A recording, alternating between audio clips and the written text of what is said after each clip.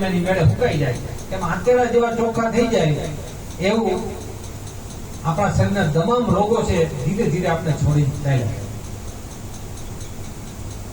અહીંયા 5 દિવસ સુધી સવાર સાંજ 2 ટાઈમ એનિમા કરજો.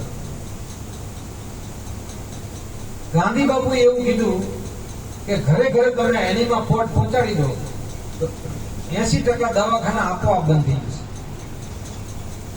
સવાર સાંજ આંતરડાને ધોઈ નાખો, સાફ કરી નાખો. લેવાની પ્રક્રિયા અહીંયા લગી તો બધાનું કોમન છે. 5 ફૂટ અંદર આપણે બધે છે અહીં તો લટકાડેલું છે, પણ ઘરે કેવું હોય તો ડબ્બો લઈ જવાનો, 5 ફૂટ અંદર લટકાડી દેવાનો. અહીંયા લગી બધાનું કોમન છે, આખા ઘરના બધા સભ્યો વાપરી શકે. આ પોતાનું લઈ જવાનું છે, લગાવી એમાં પાણી ભરી ટોયલેટ ગયા પછી લેટ્રિન ગયા પછી આપણે સાફ સફાઈ કરીને પછી આપણા આંતરડામાં આપણા મળદ્વારમાં આપણે આટલું ભરાઈ દેવાનું, નળ ચાલુ કરી દેવાનું. અંદર પાણી જવા લાગશે. આંતરડામાં જે મળ ભરેલો આંતરડા આપણે આવી રીતના છે, મળ આમાં ભર્યા હોય. નોર્મલ રીતે સાફ ના થાય. કારણ કે ગમે તો 2 વખત દિવસમાં જવું પડે છે, પણ જે આપણે રેગ્યુલર જતા હોય ને એનાથી પૂરું પેટ સાફ ન થાય ને પાણીથી આખું આંતરડાને વોશ કરવું પડે.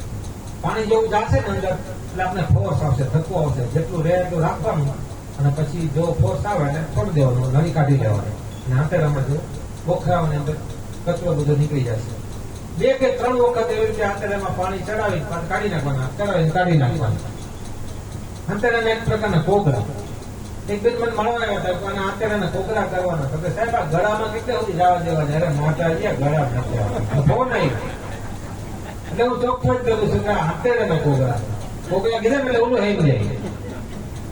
આપણા મળદરમાં ચડાવીને 2-3 વખત પાણી ચડીને કાઢી નાખવું, 2-3 ચડી નાખવું. એટલે અહીંયા આપણી જે એકાહારનો ફાયદો થશે. એકાહારનો ફાયદો કરી દેશે કે આપણે વર્ષમાં 2 એકાહાર કરાવીએ છીએ, એક અંગુરકલ્પ અને કેરીકલ્પ. અંગુરકલ્પ હમણાં અમે મહારાષ્ટ્રમાં નાસિકમાં કરીને આવ્યા.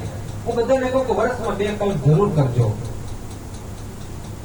અંગુરકલ્પથી શરીર બહુ ડિટોક્સ થાય, આખું શરીર ખુલી જાય, આપણા શરીરના બંધ બધે કઈ નસ માડી હોય તો ખુલી જાય.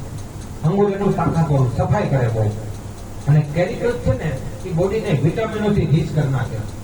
તમે 5 દિવસ કેરી પર રહ્યો ને તો બોડીમાં એટલા બધા વિટામિનો આવી જાય. જે વિટામિનની કમી હોય ને આપણે બધા અલગ અલગ વિટામિન સી ને વિટામિન ડી ને કોઈને વિટામિન B12 ને એ બધા કેમિકલ બધા જે વિટામિનો છે ને એ ભરપૂર થઈ જાય. આપણા કેરીમાં બહુ તાકાત છે.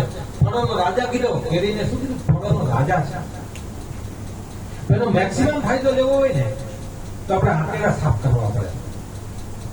કારણ કે આંતરડામાંથી ચૂસાય છે તત્વ સત્વ છે, આંતરડામાં ચૂસાઈને બ્લડમાં નાખે છે.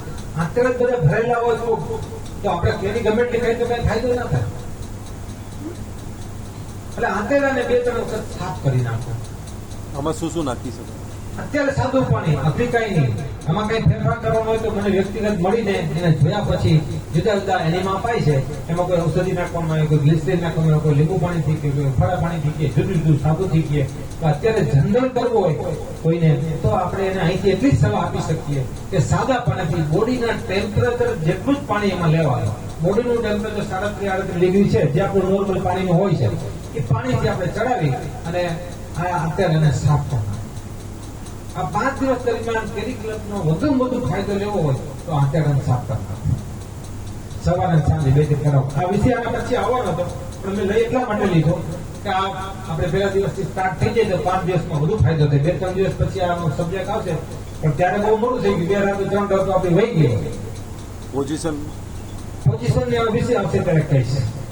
2-3 પોઝિશન અહીંયા એ પોઝિશન થઈ ના શકે. તો બેઠા બેઠા થઈ શકે તો બેઠા બેઠા લઈ લેવાનું. હવે તો બેઠા છીએ આપણે મળદ્વાર સાફ કરીને આપણે આપણી હાથે જ આપણે લઈ લેવાનું. આમાં કોઈ મદદ લેવાની, કોઈનો સહકાર લેવાની, કઈ સંકોચ કરવાની જરૂર નથી.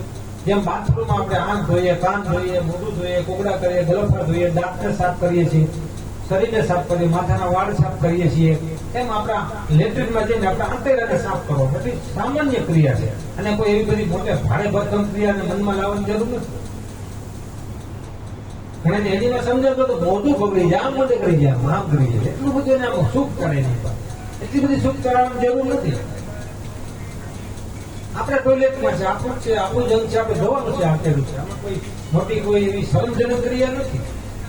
અને આપણે જાતે સાફ નહીં કરીએ ને તો પછી ઘણી વખત ડોક્ટરો પાસે આંતરડામાં આપે ત્યારે ડોક્ટરની હાજરીમાં આપણે આંતરડું સાફ કરવું પડે. અને અહીંયા આપણે કોલમ થેરેપી આવી છે સાહેબે વાત કરી થોડી હશે અહીંયા બધાએ વર્ષમાં એકવાર કોલમ થેરેપી લેવી જોઈએ.